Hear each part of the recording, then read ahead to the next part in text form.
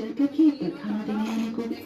अरे मगर हम बहुएं कर भी क्या सकती है, हमारे मर्द लोग घर पर आकर खाना खाने के लिए राजी भी तो नहीं होते। एक तो इतनी गर्मी में चूल्हे के आगे बैठकर रोटी सब्जी पकाओ, ऊपर से खेत पर खाना पीना लाने में भी भारी लगता है। धूप भी तो आजकल कितनी कड़ी हो रही है, पता नहीं बेचारे हमारे पति लोग दिन भर कैसे खेतों में काम करते हैं। सभी बहू आपस में रसोई की समस्या और गर्मी पर चर्चा कर रही होती हैं। तभी टिंकू कहता है, तभी तो कहता हूँ मामी, खेत में खाना बना लो। वैसे भी खेत में कितनी ठंडी ठंडी हवा चलती है, तुम भी वही खाना बना लेना और हम सब लोग वही गरम गरम खाना खा लेंगे, मस्त ठंडी ठंडी हवा में। टिंकू के खेत में रसोई बनाने की बात पर कोई भी बहुएं ध्यान नहीं देती हैं। कुछ ही दिनों में बहुएं खेत पर आती हैं, जहां कुछ के पति खेतों में हल चला रहे थे, कुछ बीज की बुआई कर रहे थे और कुछ खेतों में हरी हरी सब्जियां लग रही थी। भयंकर गर्मी की वजह से हरी भरी सब्जी मुरझा गई थी, जिसे देखकर पिंकी, अरे अरे मेरे प्यारे प्यारे टमाटर ऐसे पीले कैसे पड़ गए? कल तक तो ये कितने हरे भरे लग रहे थे। पिताजी, इस टमाटर को लू लग गई है क्या? अरे बिटिया, धूप ज्यादा हो रही है ना, इसलिए सब्जी मुरझा गई है। तू खाली पैर खेत में क्यों आ गई?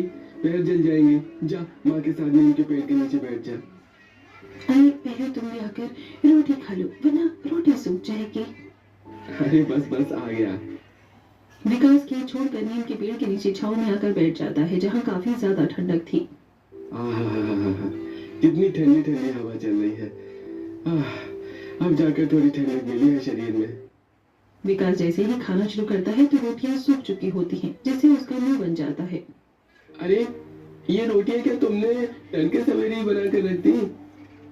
देख रहा सूख कर कैसे पापड़ हो गई हैं, मेरे गले से नीचे नहीं उतरेंगी है।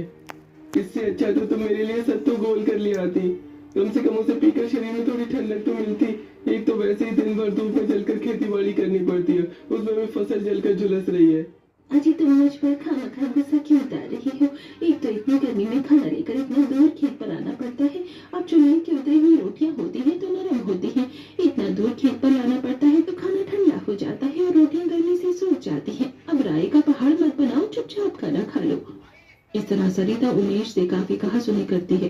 खाना खिलाने के बाद सभी बहुएं खाली बर्तन लेकर मौसम थोड़ा ठंडा होने पर घर वापस आती हैं। इसी तरह कुछ दिन बीत जाते हैं, जिसके साथ गर्मी और ज्यादा बढ़ जाती है और अब गांव में बिजली आना बिल्कुल ही बंद हो जाती है, जिसकी वजह से गांव में रहने वाले सभी परिवार गर्मी से काफी ज्यादा परेशान होते हैं।